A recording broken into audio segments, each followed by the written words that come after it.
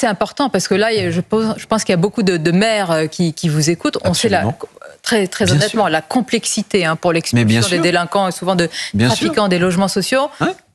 Ça va être parce que c'est généralement la justice. Bien sûr, mais c'est les bailleurs. Il y a c'est l'économie de la mort, mais c'est aussi l'économie de la peur.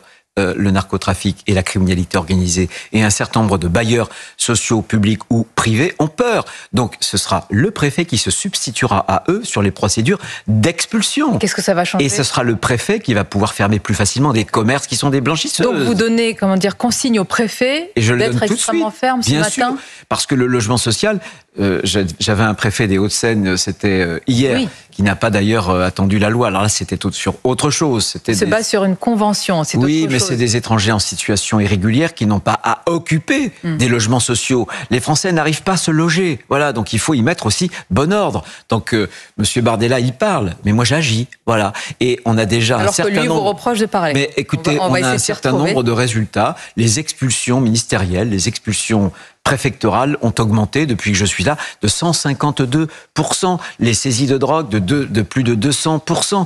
On a diminué les régularisations de 20%, etc. Alors, je sais, c'est pas facile. Vous savez, quand je suis entré dans ce gouvernement, j'ai hésité. Si on m'avait dit un jour que je serais dans un gouvernement... Vous avez hésité ? Bien sûr, puisque...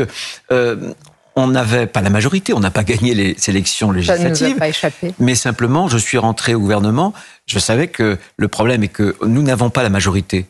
Il n'y a pas de majorité même d'ailleurs à l'Assemblée nationale. Donc les conditions sont très difficiles politiquement. Mais si on a accepté cette tâche-là, c'est qu'on aime la France. Moi j'aime mon pays et je ne voulais pas qu'Emmanuel Macron donne les clés de la France à la gauche mélenchonisée. Parce que si la droite française avait dit non, quel était le choix du président de la République ?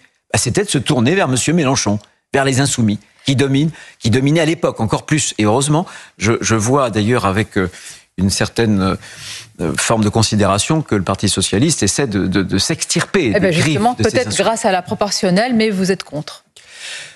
Oui, je suis contre. Alors, quelle est la cohérence? Est-ce qu'on les aide? Je vais vous l'expliquer. La cohérence, je viens de vous dire que l'action politique est entravée quand il n'y a pas de majorité. Eh bien, avec la proportionnelle, c'est le plus sûr moyen de ne pas donner à la France, à la République française, une majorité. Ce qui est aujourd'hui temporaire, conjoncturel, deviendrait structurel. Voilà. Et j'ajoute d'ailleurs que les quelques éléments qui m'ont déjà été transmis en matière de simulation, le grand gagnant d'ailleurs de cette réforme électorale, ce sera le bloc du Rassemblement national.